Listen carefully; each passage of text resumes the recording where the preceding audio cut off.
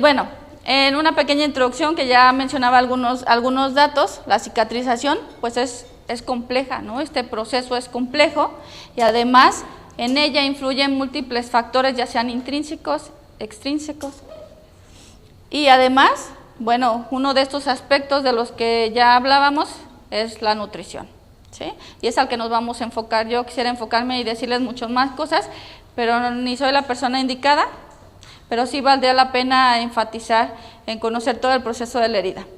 Y bueno, la nutrición y la cicatrización están íntimamente unidas, por lo tanto, las deficiencias o excesos en nuestros pacientes o en nuestras pacientas, por supuesto que va a condicionar la recuperación, ¿sí?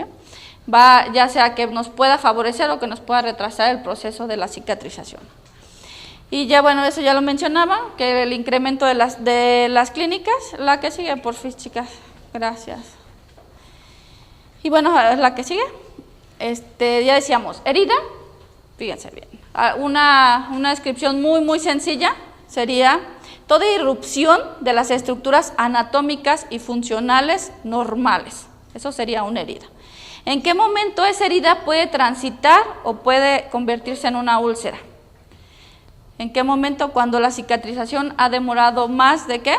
De 3 meses. En ese momento ya es una úlcera.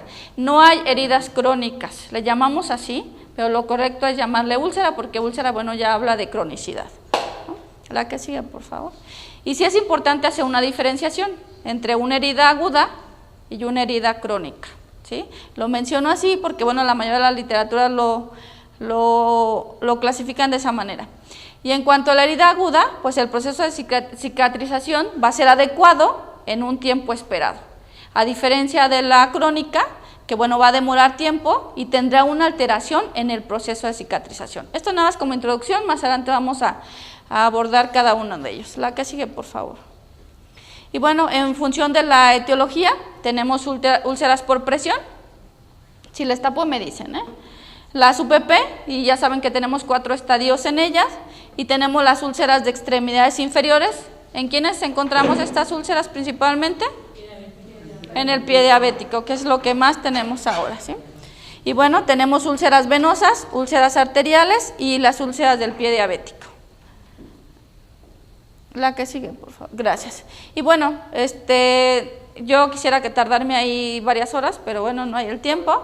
Pero es importante mencionar que las heridas y las úlceras actualmente pues han condicionado tanto el estado de salud físico como emocional, como económico de las familias o de las personas, y se ha convertido en un problema de salud pública, ¿no? Que ustedes ya saben cuáles son las implicaciones, y bueno, por su alto nivel de cronicidad y de recidivas, pues nos va a tener estos costes que son tan elevados y que yo mencionaba en la primera sesión.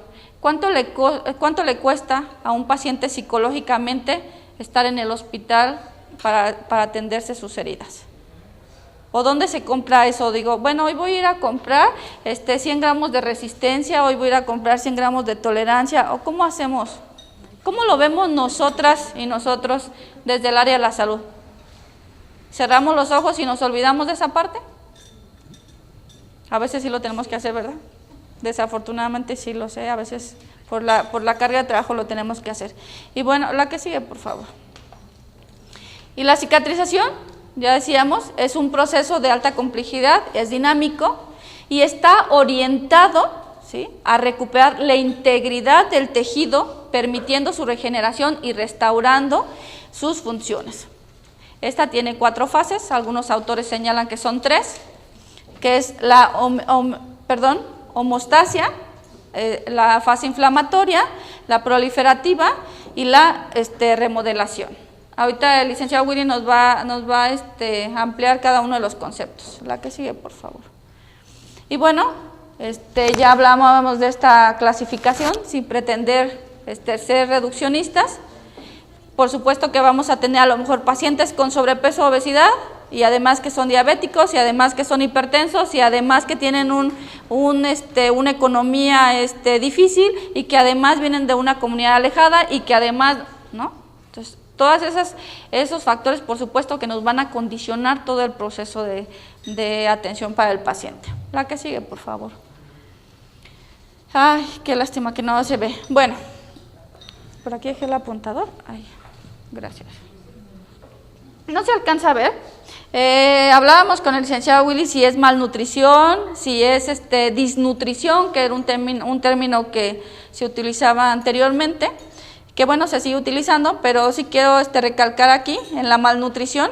Obviamente si tenemos pacientes con malnutrición por exceso, que estaríamos hablando de sobrepeso y obesidad, obvio estos pacientes van a condicionar posteriormente pues su estado de salud de sus miembros inferiores, ¿sí? Por la cuestión de hipertensión, por la cuestión de insuficiencia venosa, por hipoxia, por muchas otras cuestiones. Entonces son pacientes que en algún momento van a presentar este tipo de complicaciones. Y bueno, si es por deficiencias, pues igual, ¿sí? La que sigue, por favor. ¿En qué principales patologías encontramos ahorita úlceras? Me gustaría saber ustedes en la clínica o en el hospital, en qué pacientes, además de los que menciono ahí, bueno, no menciono pacientes más que casos, encuentran úlceras, heridas. ¿O en cuáles se complica más? ¿En cuáles tenemos que hacer mayor hincapié? Pie diabético. En el pie diabético. Gracias. Y bueno, ¿qué pasa con los pacientes quemados? También están ahí y efectivamente a veces no se le da una atención de un cuidado de herida como debiera de ser, ¿no? En cuanto, bueno, a veces por condiciones económicas, ¿a cuántos pacientes del área de quemados se les manda a hacer mallas especiales para las cicatrices queloides? Máscaras, o sea, nada, ¿no? Efectivamente, una. No sé la verdad si sea, y con todo respeto para el médico que está aquí, si sea por el desconocimiento, si sea porque dice, bueno, a lo mejor el paciente ni lo puede pagar y qué caso tiene que se lo indique, o no sé por qué razón sea, pero no, y lo acabo de ver ahorita con una pacientita adolescente que tengo, pues que simplemente le dice, que se compre unas medias de compresión. Pues no, las medias de compresión no son para los pacientes quemados, para ellos son medias especiales. Las de compresión será para los que tenemos problemas de insuficiencia venosa, ¿no? La que sigue, por favor. Y bueno, ya esta parte le toca el proceso de cicatrización al licenciado Willy. Yo voy a hacer alguna intervención en el momento que él vaya avanzando sus diapositivas y ya miraremos un poco más a profundidad en cada proceso de la cicatrización, cuál es la demanda de estos nutrimentos, ¿sí? ¿Por qué es importante? ¿Por qué evitarlos? ¿Por qué aumentarlos? ¿Qué otra cosa ustedes creen que deben de tener en consideración al momento de iniciar una curación en un paciente? Físicamente con el paciente, por ejemplo. El estado nutricional. El estado nutricional, ya decíamos. ¿Le vamos a medir la cintura? Sí. ¿Le vamos a medir la glucosa? Sí. ¿Le vamos a revisar si tiene acantosis? También. ¿Le vamos a preguntar si está orinando mucho, si está tomando mucha agua? ¿Sí? ¿Qué otra cosa podemos hacer?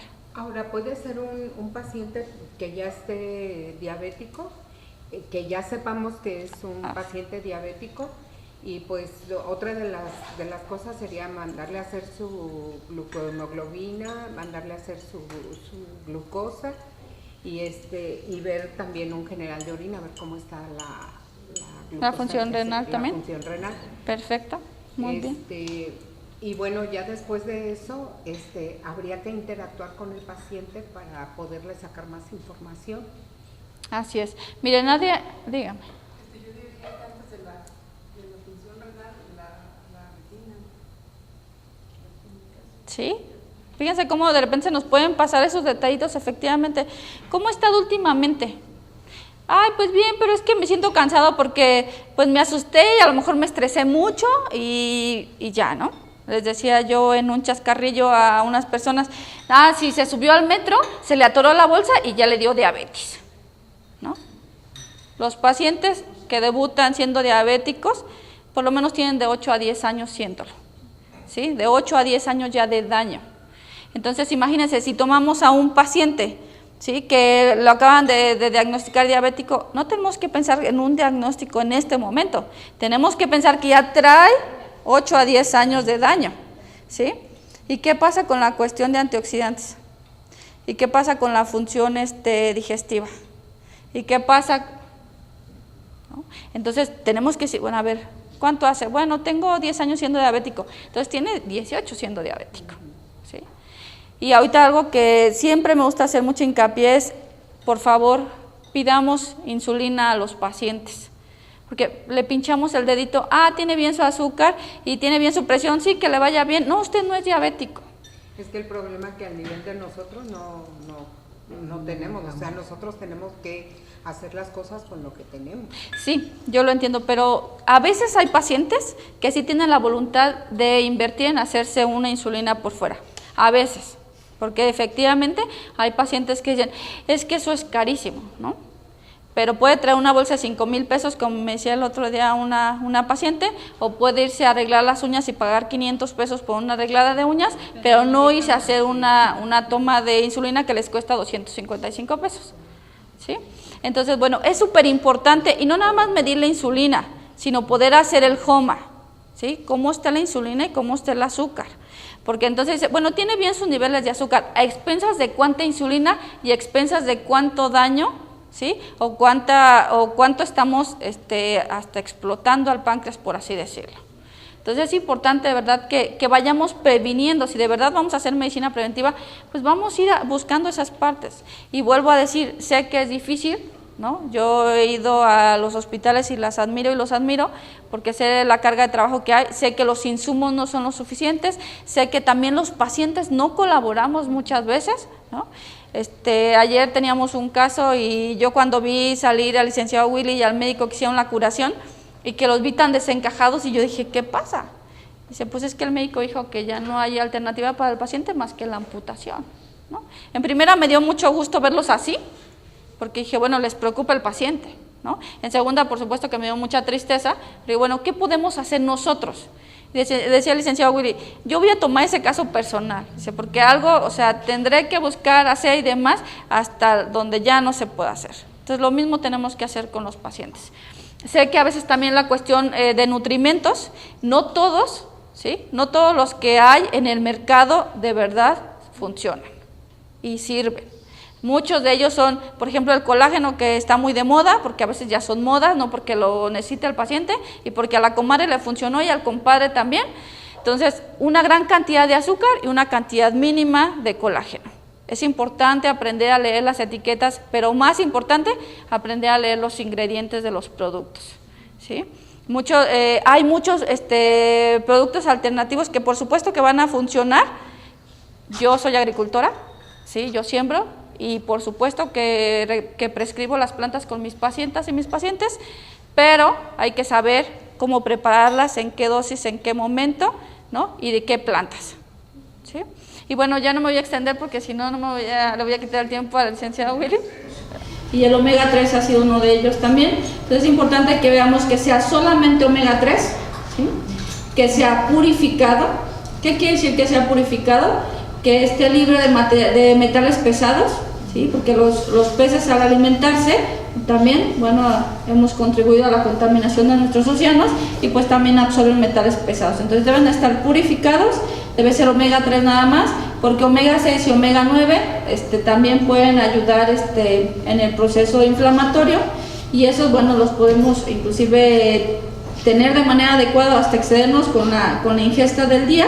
Entonces nada más omega 3. Dosis. A veces requieren los pacientes dosis altas en cuanto a gramos, ¿sí? Yo creo que la mínima sería 1 gramo diario, pero hay pacientes que inclusive hay literatura que marcan que hasta 8 a 10 gramos de omega 3, ¿sí? De EPA y de HA al día. Esto obvio va a depender de cada uno de nuestros pacientes. Luego a veces los médicos o las médicas le tienen mucho miedo al omega, que porque se les va a subir el colesterol, no hay ningún problema. Entonces, bueno, eso en cuanto a omegas. Ahora, hablábamos hace rato un poco de la piel, ¿no? ¿Cuánto tenemos de extensión como para poder ayudar al paciente si a lo mejor por ingesta no se puede llevar a cabo? ¿Qué pudiéramos hacer a nivel de la piel? ¿Lubricar? ¿Cómo?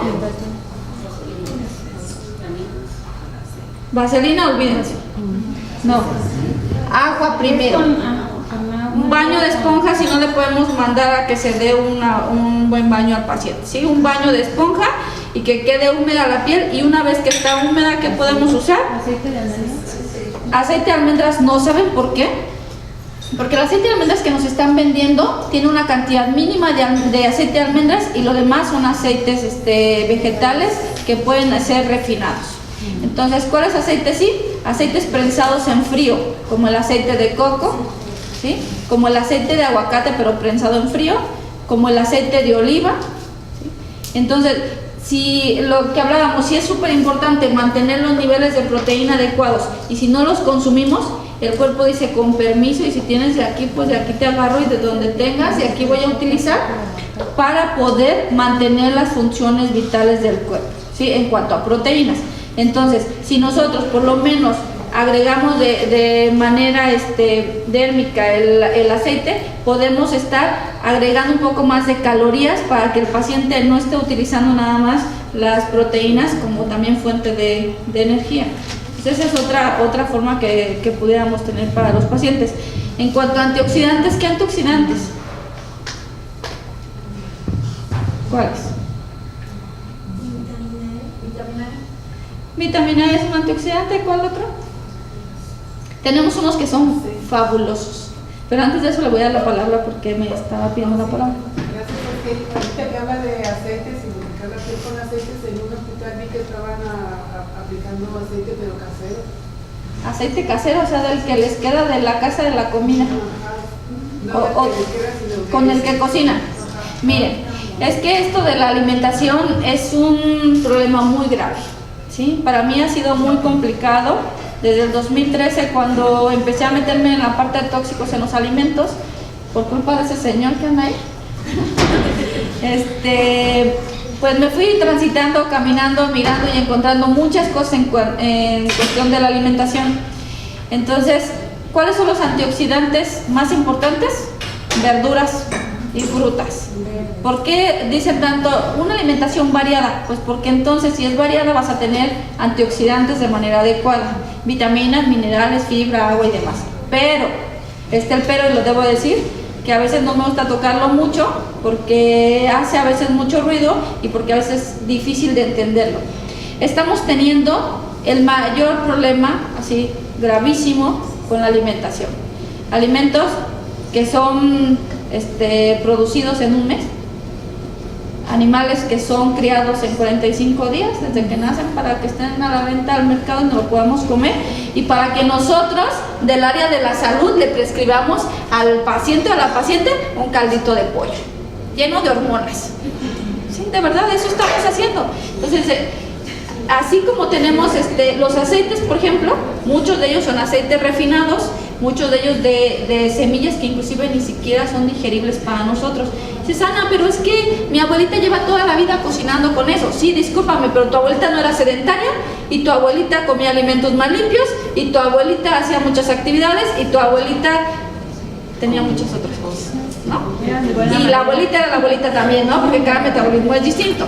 Entonces, sí es importante la calidad de los alimentos. Y les decía esta problemática que estamos teniendo actual de alimentación, y les comparto. Ahora estuve en Europa y a mí me llamaba mucho la atención de que ellos en el 2013 habían legislado porque se habían encontrado que se les habían incrementado los cánceres, que se habían incrementado la diabetes y bueno, muchas otras patologías, ¿no? Y bueno, ¿qué es lo que está pasando? Se ponen a investigar y pues resulta que los fertilizantes y los fumigantes con los cuales estaban produciendo sus alimentos pues sean los responsables. Aproximadamente se revisaron, eran como 1500, 1400, 1500 de estos fertilizantes, que la mayoría de ellos eran disruptores endocrinos. ¿Qué quiere decir eso? Que compiten.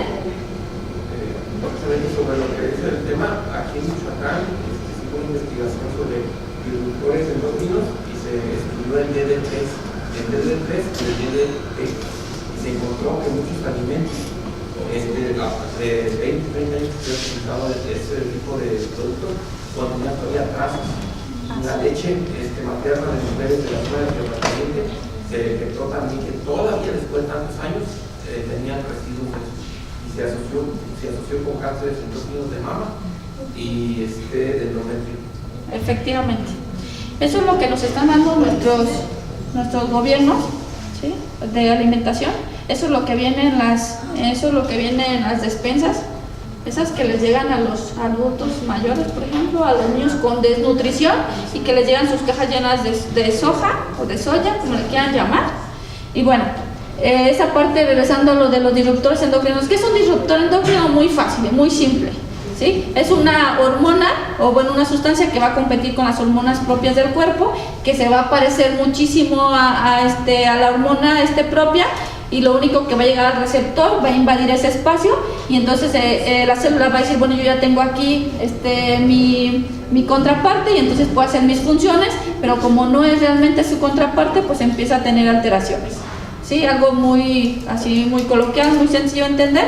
Por eso tenemos niñas menstruando a los 6 años, con desarrollo de mamas y vello púbico, que nadie quiere decir, que los médicos no quieren tocar, que las médicas no quieren tocar, que el cáncer de mama se elevó en 2004 al 300%, y que efectivamente tenemos regiones, principalmente donde se fumilla con avioneta, ¿sí?, o donde hay huertas, con mayores altos, o los índices más altos de enfermedades, ¿sí?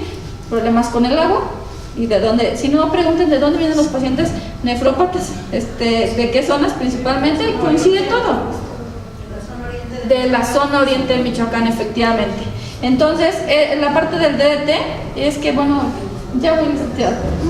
De verdad, miren, él fue el culpable de que nos metiéramos en este rollo, porque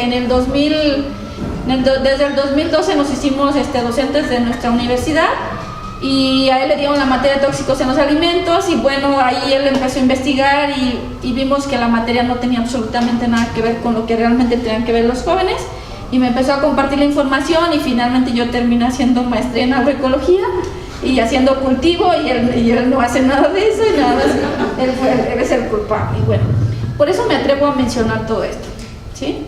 Eso es lo que estamos teniendo.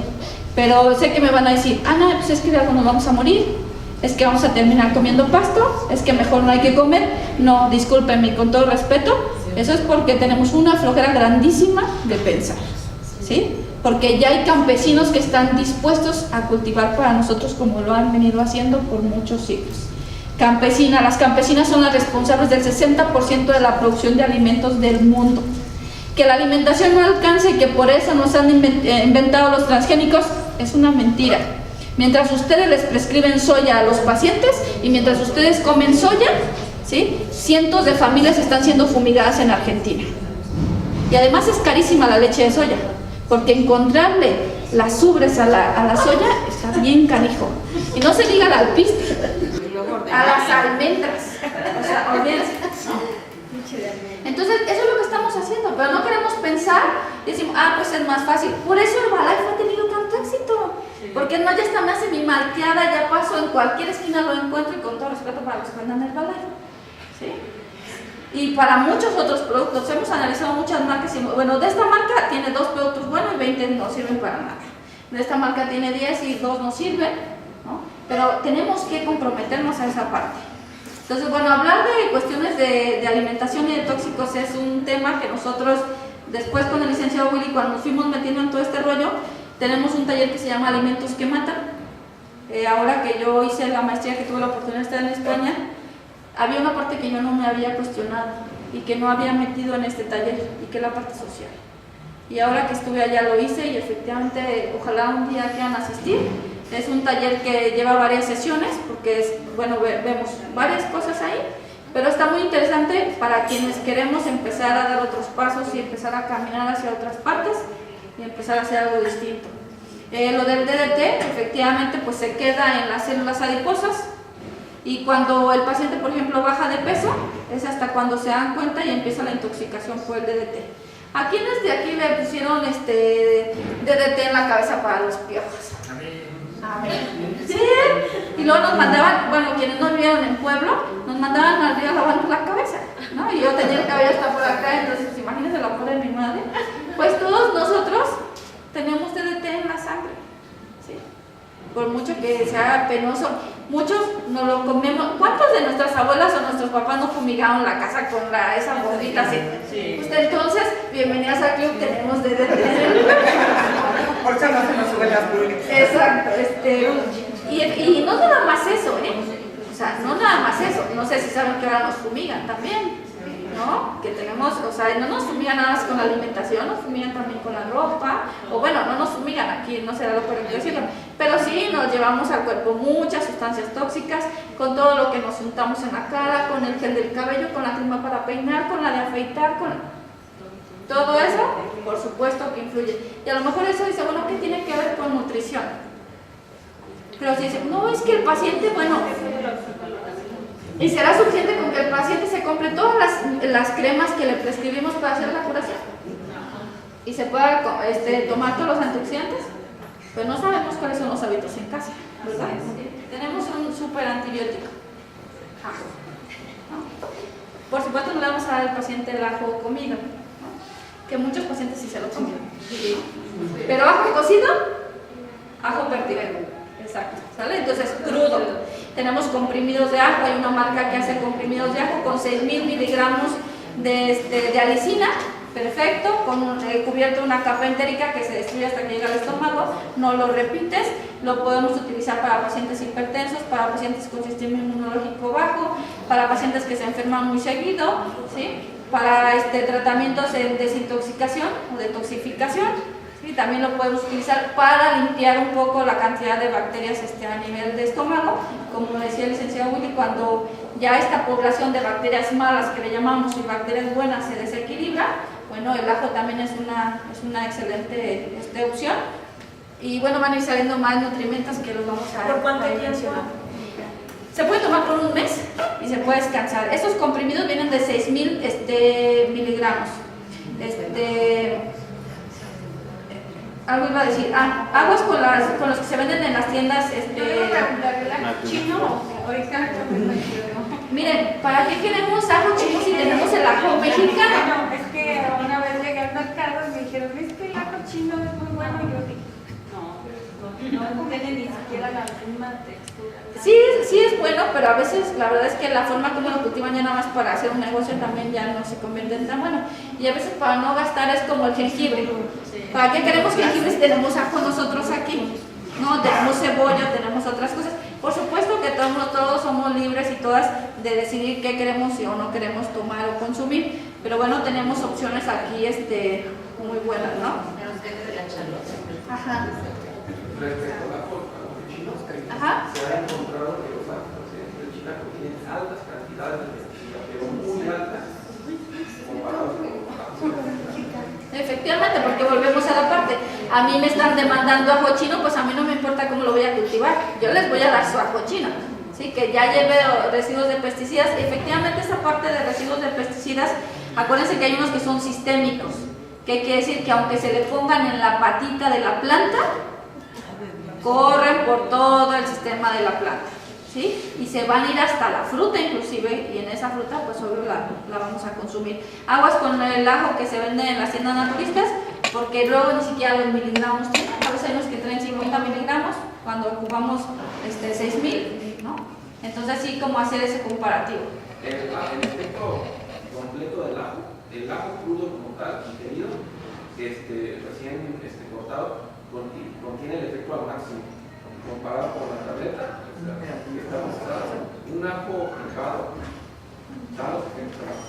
en el efecto se relaciona poder antibiótico y hipotensión, y en este caso mejorador de mejoramiento de la circulación sanguínea como tal, nada más una comparación del producto ya procesado al producto. Sí, efectivamente les decía al inicio, quienes lo soportan tomárselo picadito, pues bueno, no hay ningún problema. Para los pacientes que no lo hacen, híjole, la verdad es que la salud, le voy a decir, la salud se ha vuelto un negocio.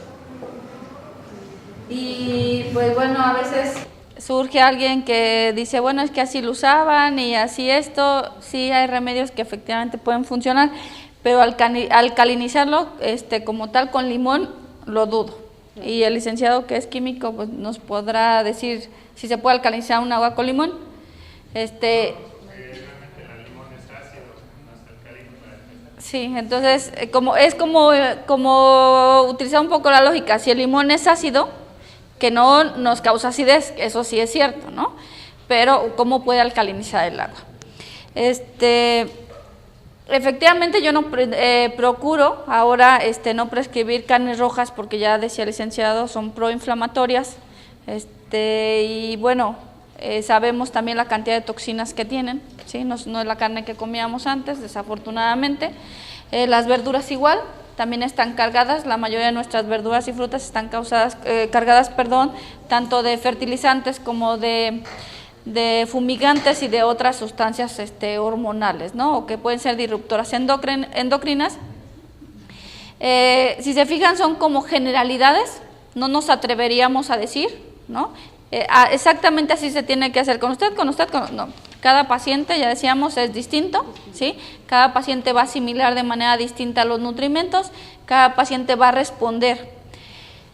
Y algo que creo que también ahorita reflexionando, ¿será el único aspecto que tendremos que tener en cuenta en la curación de una herida o en la recuperación de un paciente el estado físico? No. El estado emocional, ¿sí? Aquí sería hacer un trabajo en conjunto para el paciente, porque yo creo que en muchos aspectos nutrición no se han hablado, no sé, por el doloreado, yo vengo, nutrición no participa. Efectivamente. Porque nutrición no participa, entonces se tiene la clínica de heridas donde tan solo participa en ocasiones el médico y enfermería es el que le da seguimiento ya en cuanto a la curación, estar en eso. Pero no participa ya lo demás el equipo que ahorita se está viendo que será necesario que esté para tenerlo últimamente. Exacto, trabajo social simplemente, ¿no? No digo simplemente no porque sea mínimo su trabajo, sino ya con que ellos acompañaran a los pacientes sería un gran paso. Ya no estoy pidiendo que psicología o que psiquiatría o psiquiatría, sino ya por lo menos trabajo social, ¿no? Entonces, si trabajo social hace esa parte, miren, yo luego pongo ejemplos, hablamos de la alimentación, pero también tenemos que aterrizar que estamos hablando que la mayoría son pacientes que están hospitalizados. ¿Y cuál es la alimentación del hospital? De Norsuiza, ¿verdad? Caldo de pollo de Norsuiza. ¿Y qué otra cosa hay en el hospital? ¿Qué les ofrecemos a los pacientes? Gelatina. ¿Y qué es la gelatina? Agua con azúcar y color, ¿sí? Eso es agua con azúcar y color y que además tiene sustancias que pueden intervenir a nivel del sistema nervioso central, causar hiperactividad y eso está comprobado, ¿no? Y entonces está enfermo, pues ¿cómo hace una gelatinita? Y no se diga a los pacientes adultos mayores, ¿sí? Es a los que más se les ofrecen gelatinas y atoles. Entonces, si estamos hablando de que tenemos que restringir o moderar el consumo de azúcares y en la alimentación, ¿no se les hace un poco incongruente? Con la alimentación caminamos para un lado, con la curación para el otro, con el medicamento para el otro. ¿Qué hacemos? ¿No? Sería que aquí sería como en algunos otros casos que trabajara y hubiera esa comunicación multidisciplinaria, como usted dice, que vayan en el mismo canal todos para que precisamente pudiera darse resultados más favorables a tiempo más corto. Pero dice usted, por un lado darse una cosa, el otro, entonces no hay una comunicación que pudiera llevarnos a eso. Que se vea para que se vea a costo, a beneficio. Exactamente. Exacto. Miren, y además les decía yo, ¿dónde compras la salud psicológica? ¿No? Porque a lo mejor hablamos de costos a nivel hospitalario, a nivel de lo que el paciente tiene que desembolsar para comprar apósitos, ¿sí? Para venir hasta acá a hacer las curaciones y demás. Y en cuanto a verduras estoy totalmente de acuerdo, a proteínas, me gusta hacer hincapié en las oleaginosas, que no se nos olvide que tenemos cacahuates de cáscara, que tenemos semillas de girasol, que tenemos avellanas, nueces, ¿cómo se llaman las de Uruapan? Las macadamias, ¿no? Entonces también tenemos una cantidad, que ahí tenemos grasa con proteína y de una excelente calidad, ¿sí? Si a lo mejor el paciente no tiene para pescado, para leche también, hay que tener mucho cuidado con lo que estamos tomando como leche, ¿sí? Porque muchos de ellos saben que son fórmulas ¿no? Que son polvos con grasa, con un poco de a veces de leche añadida y muchas otras cosas. Entonces, vuelvo a insistir, hay que mirar los ingredientes de los productos que estamos consumiendo. Así como de los suplementos, igual de la alimentación, de los productos que nos llevamos al cuerpo. ¿Sí? También es súper importante. En el caso de los pacientes se hace mucho hincapié que, bueno, fíjense, desde que la cama, yo sé que las enfermeras son lindísimas y los enfermeros y tienen sus camas súper pulcras, súper restiraditas, ¿no? La verdad yo les admiro tanto eso. Bueno, recuerdo cuando mi hijo estuvo hospitalizado, que no sé cómo le hacían, pero ellas restiraban la sábana y bueno, tenían así. Desde ahí, fíjense lo importante que es para prevenir las heridas, ¿no? El algodón, que no sean telas sintéticas, ¿sí? Que no traigan los pacientes ropas apretadas, ¿no? Que permitan la circulación. El masaje, ¿les enseñamos a los familiares a darles masajito a los pacientes? Yo cómo le voy a agarrar la pata, ¿no? Bueno, se la tengo que agarrar, lavársela y lo que sea, pero esa también es una opción para motivar la irrigación sanguínea, ¿no? Ya saben que es el cambio de postura, ya hablábamos de la hidratación. Híjole, la verdad es que son temas muy delicados. El agua que estamos tomando, el agua embotellada, ¿sí? No nada más ya no tiene electrolitos, sino también tiene otras sustancias que se derivan por el calentamiento hacia la botella y bueno, se transfieren luego en el agua y así las consumimos. Eso no está nada más en esas botellas, también está en las botellas de la Nutella, por ejemplo, y ha habido estudios de problemas de fertilidad en los hombres, ¿no? Que desde niños pues consumían Nutella, los entrenadores la prescriben para los pacientes, para sus deportistas, y cucharadas de Nutella, ¿no? Y entonces también hay una interacción entre el recipiente y la grasa, que ya ni siquiera es grasa de avellana completamente. Entonces, bueno, aquí nos pudiéramos pasar mucho tiempo, pero sí es importante. La papa es uno de los alimentos que sí sería un almidón que yo todavía permitiría que un paciente lo consumiera, a diferencia de un bombo, decía un maestro, de un pan Bimbo o de unas galletas u otra cosa. Sin embargo, la papa constituye uno de los ingredientes o de la lista, o bueno, uno de los elementos de la lista de los alimentos que se llaman la docena sucia, ¿sí? Que son los que más absorben los fertilizantes y los agroquímicos, ¿sí? Son los que más se quedan: la papa, el chile morrón, las espinacas, la manzana, ¿sí? Sí, yo sé que ya me van a acercar, si van a decir sí, entonces ¿qué vamos a comer? Ya no vamos a comer nada. Sí hay lugares donde ya les decía, está un lugar y no es promoción, le digo, nadie me paga, pero yo también soy productora. Ahí soy productora y soy consumidora. Está el Café El Árbol, que está frente a Radio Nicolaita. Hoy es día que recogemos nuestra canasta, los lunes hacemos pedido, le mandan al productor decir, bueno, ahora necesitamos que nos traiga esto y esto, no siempre lo hay, ¿no? Esta es una forma. No todo lo que está en la tienda viene directo del productor. Algunas otras cosas se compran en la central de abastos si se trata de que sea local, ¿no? Tiene otras características la tienda. Hay otros ejercicios en el país, en el estado, que se llaman agricultura de responsabilidad compartida, donde yo conozco, a lo mejor o tengo un vecino que es agricultor o una vecina, y yo apuesto con él en la siembra, y me refiero apuesto a que, bueno, vamos a invertir juntos, él su trabajo y a lo mejor yo el dinero, y entonces el resultado de esa siembra es para los dos, ¿no? Obviamente ahí se trabajan otras cuestiones y otros procesos ya de ética, ¿no? De compromiso, de solidaridad, de sororidad, de otras cuestiones. Entonces sí hay otras alternativas. Leche, pues son de los alimentos más cargados con hormonas, ¿no? Los atoles, no se diga, son harinas con color y sabor, y es lo que más tienen los pacientes en el hospital. Desafortunadamente a lo mejor es algo en lo que no podemos incidir, pero creo que hasta cierto punto sí podemos también incidir, porque si los pacientes empiezan a quejarse de la alimentación, tal vez se pueda hacer un poco de ruido, o tal vez, por lo menos cuando el paciente esté fuera de casa, pues pueda procurar una alimentación mejor. Ahora ya no se puede hacer, pero cuando yo tuve a mi hijo en quimioterapia, le pasábamos la comida en escondidas, porque mi hijo estaba acostumbrado a comer verduras y frutas, y pues en el hospital eran quesadillas y eran gelatinas y atoles, y pues llegó un momento que él no comía porque no quería eso. y pues le pasábamos la comida en escondidas. La doctora sabía que se la pasábamos de manera adecuada, o sea, limpia, y bueno, le permitía que consumiera verduras y frutas.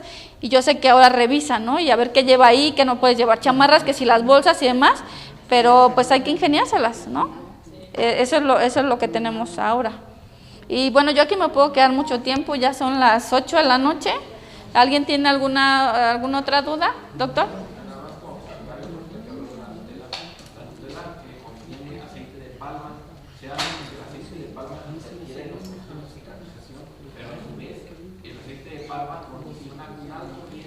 Para la diseminación de metástasis de cualquier tipo de cáncer.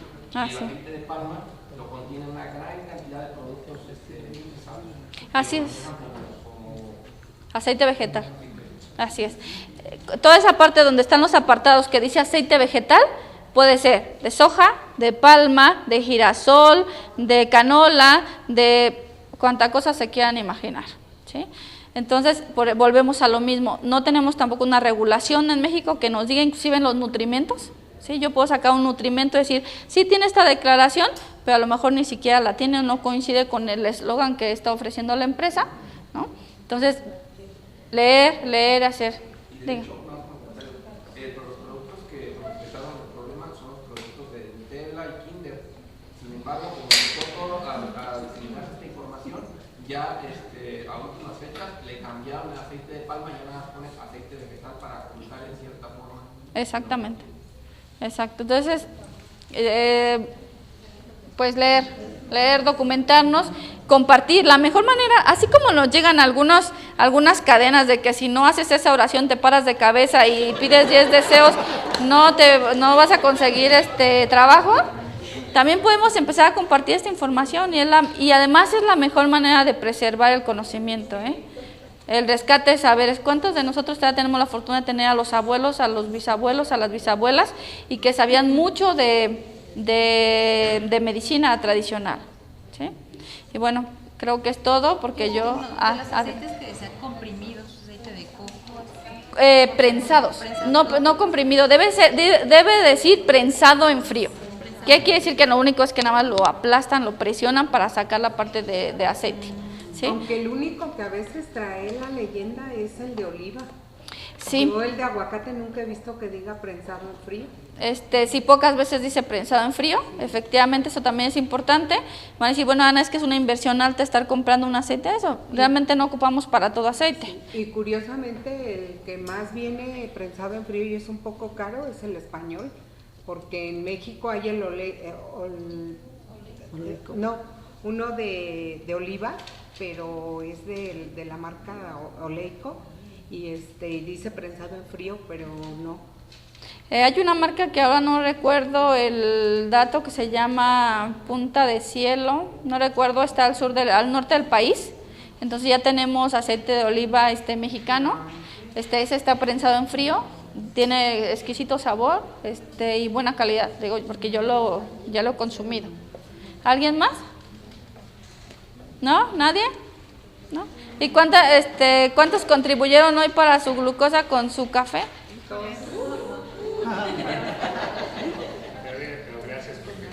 Pero exactamente, miren, la verdad es que estamos muy agradecidos con la administración del hotel porque han sido, pues ahora sí, benefactores considerados y demás para que este proyecto se lleve a cabo. El objetivo no es hacer un lucro, la verdad es que estamos cobrando lo mínimo. La cuota de recuperación es que ustedes consuman algo para la cafetería. Queremos que esto siga creciendo. Nosotros ya lo veníamos haciendo anteriormente con los y las nutriólogas, pero hemos visto, y de verdad les felicito, que el personal de enfermería y los enfermeros están muy dispuestos a capacitarse, a actualizarse. Eso es muy válido y se los agradezco. Y parte, les decía, de los objetivos es eso, es sensibilizar, no nada más llenarnos de conocimientos, y poder sensibilizar y poder compartir, ¿sí? Si después podemos tener aquí más gente, podemos tener gente con más conocimientos, sería muy grato porque es un crecimiento y es un aprendizaje para todos y todas. Pero fíjese que si esto se hiciera extensivo en los centros de trabajo, no sé, un tríptico o alguna cosa, tal vez los nutriólogos sí se interesaran, porque por ejemplo Nosotros tenemos la experiencia con NADIS, que tenemos una nutrióloga y nosotros tratamos de todos nuestros pacientes, primero vaya con la nutrióloga. Y los colamos y si los vemos así con algún problema de estrés, ahora lo canalizamos con el psicólogo. Entonces tratamos de integrar más o menos al paciente. Pues pero qué bueno. yo ahorita dije, pues habríamos de invitar a los nutriólogos. Efectivamente, dígame. Yo tengo la inquietud de saber por cómo trabaja la nutrición en un hospital, porque si de todas maneras hay nutriólogas y de todas maneras dan una dieta que no está adecuada, entonces ¿dónde aparece la nutrióloga o la verdad no entiendo? Mire, la nutrición tiene muchos años. Sin embargo, la aceptación del puesto de la nutrióloga o del nutriólogo aún todavía sigue teniendo muchas reservas, ¿no? Están los puestos como tal, ¿no? Con sus salarios, pero la nutrióloga y el nutriólogo todavía siguen atendiendo a las indicaciones del médico o la médica, ¿sí? Todavía no, los médicos están cerrados a querer soltar esa parte, a reconocer que no tienen el conocimiento de todo y que a veces no les da ni el tiempo y que sí se necesita hacer pues ahora sí que delegar esta parte, ¿no? de trabajo. Muchos de los nutriólogos y las nutriólogas están haciendo funciones de dietistas, ayudar en la cocina, eso es lo único que hay.